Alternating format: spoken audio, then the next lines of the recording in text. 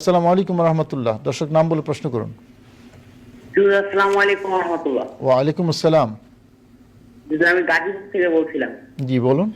সূরা ফাতিহার পরে যে আমরা জোরে আমিন বলি, এটা কি আসলে কি নিয়ম? আসলে এই প্রশ্নটা আমরা এক বাক্যে বলবো। বুখারী শরীফের মধ্যে যে হাদিসটা রয়েছে, আল্লাহ হাবিব বলেন, যখন ইমাম সাহেব যখন আমিন বলেন, ফাকুলু আমিন, তোমরা আমিন বলো।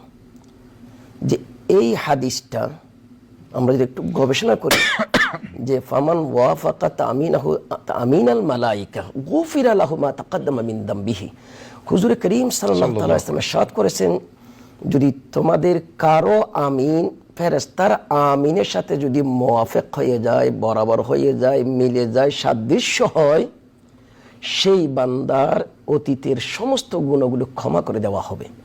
এখানে দেখুন, হাদিসের সাথে সরাসরি অনুবাদ আর তার তাৎপর্য যদি আমরা তুলে ধরি, ফেরেশতারা বড় করে আমিন বলে না। আমরা কেউ কোনোদিন আমিন ফেরেশতারা বলেছেন বড় করে কেউ শুনিনি। তার অর্থটা হচ্ছে, ফেরেশতারা আস্তে আস্তে আমিন বলেন, যেইভাবে মুসল্লিরা আমিন বলেন।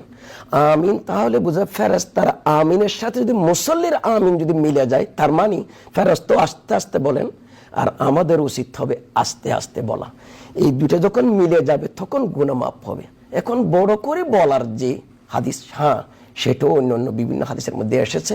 তো আমরা এখানে ইমামে আজম আবু হানিফা রাহমাতুল্লাহ তাআলা বুখারী শরীফের এই হাদিসটাকে গবেষণা করে তিনি ফেরেশতার আমিনের সাথে মুসল্লির আমিনের যে সাদৃশ্যতা, এটা আস্তে বলার দলিলটাই এই হাদিসটা।